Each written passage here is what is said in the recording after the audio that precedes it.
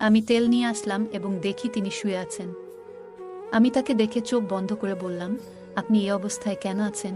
তিনি বললেন, এভাবেই তো গায়ে তেল মাখাতে হয়। তিনি আমাকে বললেন, লজ্জা না পেয়ে তেল মাখাতে শুরু করো। আমি তার কথা মতো তার কাছে গিয়ে তেল মাখাতে শুরু করলাম। কিন্তু তার এই অবস্থায় দেখে আমার অবস্থা খারাপ হচ্ছিল। আমার নাম অনিকা। আমি দেখতে সুন্দর, হালকা মোটা, তাই আমার শরীরের গঠন বেশ আকর্ষণীয়। ছেলেরা আমাকে একবার দেখলে আর চোখ ফেরাতে পারে না। কিছুদিনের মধ্যেই আমার বিয়ে হয়ে যায়। আমার স্বামী দেখতে সুন্দর, কিন্তু কাজের জন্য বেশিরভাগ সময় বাইরে থাকতে হয়। আমি তাকে অনেক ভালোবাসতাম এবং সেও আমাকে ভালোবাসত। আমার শ্বশুর বাড়িতে আমি এবং আমার শ্বশুর থাকতাম। আমাদের একজন কাজের মহিলা ছিল, সে শুধু রান্নার কাজ করত। আমার শ্বশুর অনেকটাই অসুস্থ ছিলেন এবং হাঁটতে পারতেন না, সারাদিন হুইল চেয়ারে বসে থাকতে হতো। তাই আমি তার সেবা করতাম। আমার শ্বশুরের দৃষ্টিভঙ্গি প্রথম থেকেই একটু অস্বাভাবিক লাগত। তিনি আমার দিকে অদ্ভুতভাবে তাকাতেন। আমি গোসল করতে গেলেই তিনি চুপি চুপি এসে দেখতেন, যা আমি বুঝতে পারতাম। একদিন আমার স্বামী কাজে চলে যাওয়ার পর একটি ঘটনা ঘটল, যা আমার জন্য অপ্রত্যাশিত ছিল।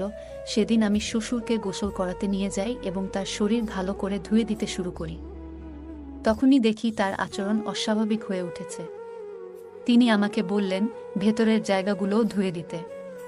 আমি এতে অবাক হয়ে গেলাম এবং করতে চাইনি, কিন্তু তিনি আমাকে ভয় দেখালেন যে আমি যদি তার কথা না শুনি, তাহলে তিনি তার ছেলেকে বলবেন যে আমি তার সাথে খারাপ ব্যবহার করেছি। পরিস্থিতির চাপে পড়ে আমি তার কথা মতো সব ধুয়ে দিলাম। এরপর থেকে তিনি আমাকে আরও বেশি জ্বালাতন করতে লাগলেন এবং আমার পেছন ছাড়তেই চাইতেন না। আমি জামা কাপড় পরিবর্তন করলেও তিনি লুকিয়ে দেখতেন। আমি ঘুমালে তিনি আমার পাশে বসে আমার দিকে তাকিয়ে থাকতেন। একদিন আমি আমার রুমে বসে পায়ে বডি লোশন মাখছিলাম। হঠাৎ তিনি আমার রুমে চলে আসেন এবং আমার কাপড় তখন পায়ের অনেকটাই উপরে ছিল। তাকে দেখামাত্রই আমি ঠিক হয়ে যাই। তিনি আমার পাশে এসে বললেন, দেখ বৌমা, আমি তোমাকে লোশন মাখিয়ে দিচ্ছি। আমি তা করতে মানা করলাম, কিন্তু তারপরেও তিনি আমার কাছ থেকে লোশন নিয়ে আমাকে মাখাতে শুরু করলেন। আমারও সত্যি ভালো লাগছিল, তাই আর তাকে থামাতে চাইলাম না। এই ঘটনার পর থেকে আমরা আরও ঘনিষ্ঠ হতে থাকি। যদিও আমি জানি এটা ঠিক নয়, তবুও আমাদের মধ্যে একটা অদ্ভুত সম্পর্ক গড়ে উঠল। একদিন আমি আমার শ্বশুরের রুমে গেলাম। আমাকে দেখে তিনি বললেন, আমার শরীরে তেল মাখিয়ে দাও। আমি তেল নিয়ে আসলাম এবং দেখি তিনি শুয়ে আছেন। আমি তাকে দেখে চোখ বন্ধ করে বললাম, আপনি এই অবস্থায় কেন আছেন? তিনি বললেন, এভাবেই তো গায়ে তেল মাখাতে হয়। তিনি আমাকে বললেন, লজ্জা না পেয়ে তেল মাখাতে শুরু করো। আমি তার কথা মতো তার কাছে গিয়ে তেল মাখাতে শুরু করলাম। কিন্তু তার এই অবস্থায় দেখে আমার অবস্থা খারাপ হচ্ছিল। হঠাৎ তিনি আমাকে তার কাছে টেনে নিলেন। আমি মনে মনে ভাবলাম, যা করতেই হবে তা করব, কারণ আমার স্বামী অনেক দিন ধরে বাসায় আসে না এবং আমাকে তেমন সময় দিতে পারে না। দেখি আমার শ্বশুর আমার সাথে কি করেন। তারপর যা হলো তা আমাকে অবাক করে দিল। তিনি হাঁটতে পারেন না, কিন্তু তার মধ্যে এমন এক ধরনের স্নেহ এবং ভালোবাসা ছিল যা আমাকে মুগ্ধ করল। তার আচরণে আমি বুঝতে পারলাম তিনি আমাকে সত্যিকারের যত্ন এবং ভালোবাসা দিতে চাইছেন। মনে হলো তিনি হয়তো তার স্ত্রীকেও এত ভালোবাসা দিয়ে রেখেছিলেন। এই ঘটনাগুলো আমাকে তার প্রতি আরও সহানুভূতিশীল করে তুলল এবং আমাদের সম্পর্ক আরও গভীর হলো। এরপর আমরা আরও ঘনিষ্ঠ সময় কাটাতে থাকলাম। সেই দিন রাতে আমার স্বামী বাসায় আসেন এবং জানান যে তিনি কয়েকদিন বাড়িতে থাকবেন। আমি খুব খুশি হলাম, কারণ আমরা একসাথে সুন্দর সময় কাটাতে পারব।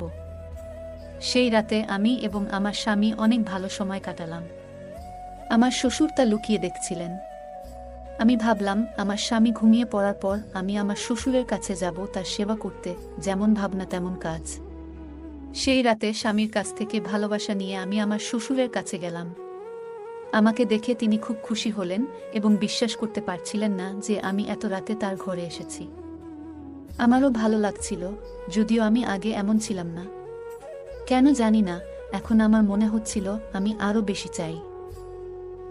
এরপর থেকে আমি শ্বশুরের প্রতি বেশি যত্ন নিতে শুরু করলাম।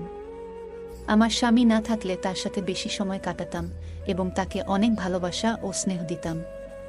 আমার শ্বশুর মশাইও আমাকে অনেক ভালোবাসতেন।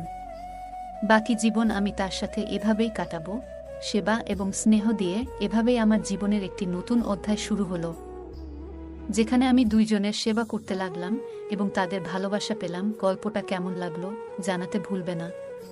তোমাদের সাথেও কি এমন কোনো ঘটনা ঘটেছে? যদি ঘটে থাকে তাহলে কমেন্টে জানাতে ভুলবে না। আরও মজার মজার রোমান্টিক গল্প শুনতে চাইলে ভিডিওটি লাইক, শেয়ার এবং চ্যানেলটি সাবস্ক্রাইব করতে ভুলবে না। ধন্যবাদ।